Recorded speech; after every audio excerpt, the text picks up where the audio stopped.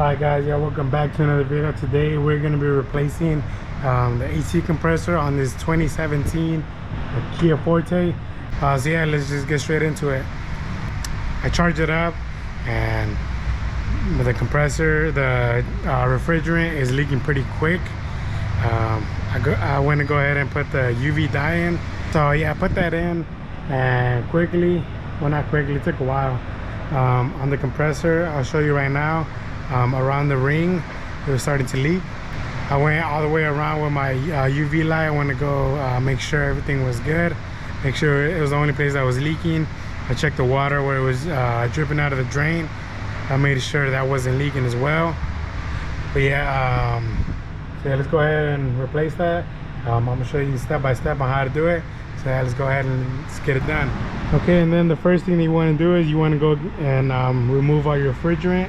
If there's any more left in there, if you don't have this machine, just take it to a shop, have them extract it, and later on you'll go ahead and fill it up. But yeah, just go ahead and remove it. Okay, so now this whole system has no more refrigerant, so it's good for us to take off the lines, take off whatever piece we need to. So yeah, to be honest, I recommend if you're replacing your compressor, I do recommend to replace that expansion valve as well, just because usually when they go bad, but on mine it's just a leak, but if they go bad, just they're not working anymore, some debris of that, it goes inside there and it clogs that up. That's just from my experience. So let's go ahead and lift this up, and I'll show you how to start and where my leak is coming from.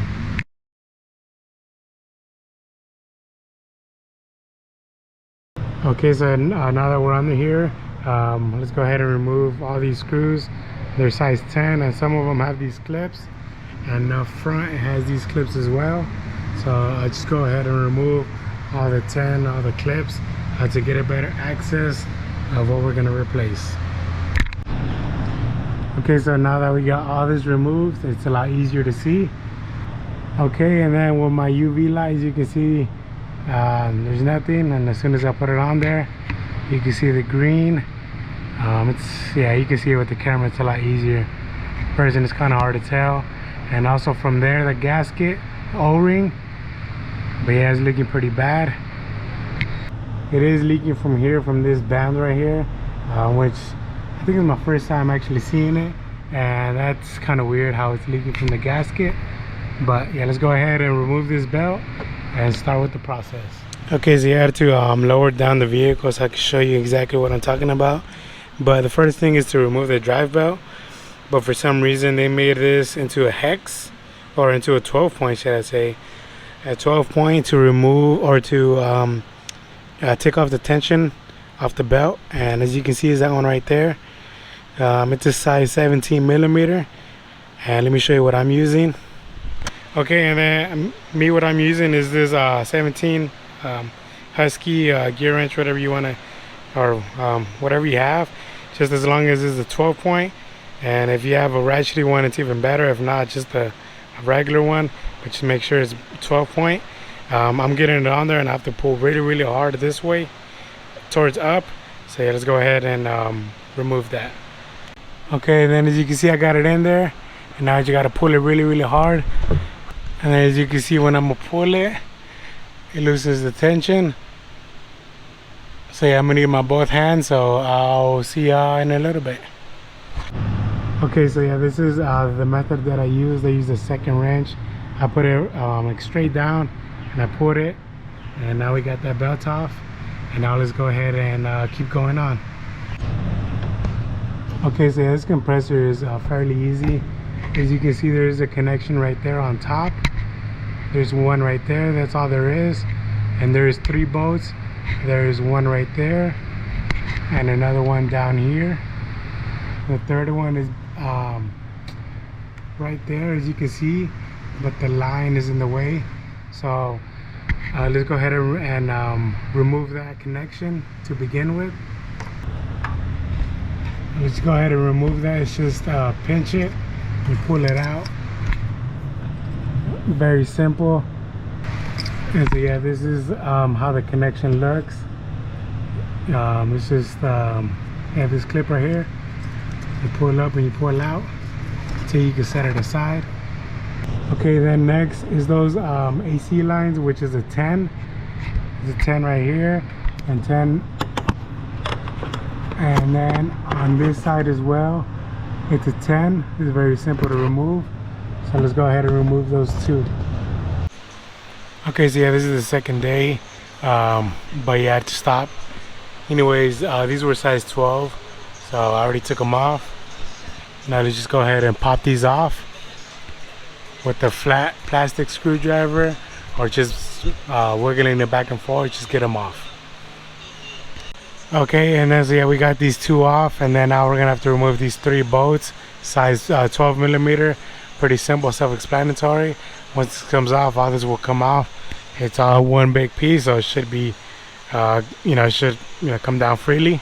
So let's go ahead and remove that. All right, so after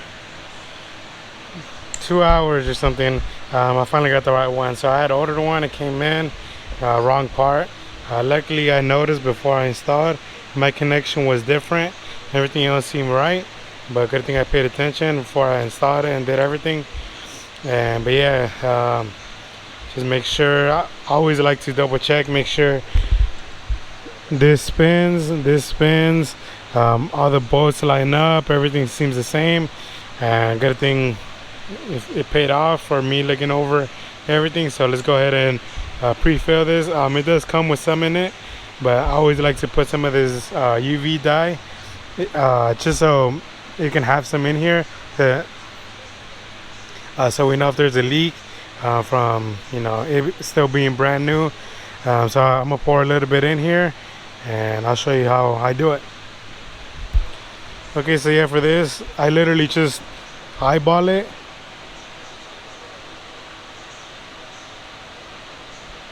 Make sure it doesn't go to the top, and then spin over here, both of them, so it can go inside the compressor.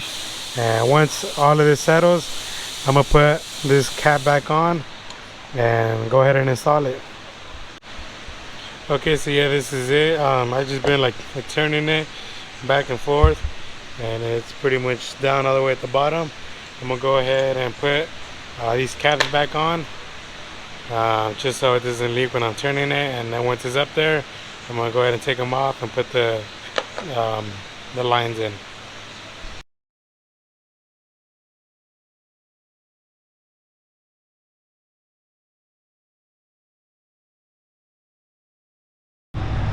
Okay, so yeah, I just put some tape over these things just so no dirt goes in there. But I'm gonna be replacing this one. But just whenever you go ahead and put just make sure you put the O-ring back on here. It comes with it in the kit. And like I said, I'm gonna wait till my new line comes in, and then I'll just go ahead and put it on, and I'll put my belt back on. Sorry for the bad audio, but yeah, just make sure you put these O-rings and put the bolts back in. Alright guys, so yeah, that was it. It was pretty simple. It's just those 3 bolts. I guess the hardest thing on this job is the tensioner, which is a 12.17. It's kind of dumb, but yeah, I mean, it was pretty easy, not too bad. So now the next thing is to vacuum and charge it up. All data says it's 0.530 kg plus or minus 25. So do it whatever you want to do with that information. But yeah, I mean, that's it. Hope you liked the video, and I'll see you guys next time. Peace.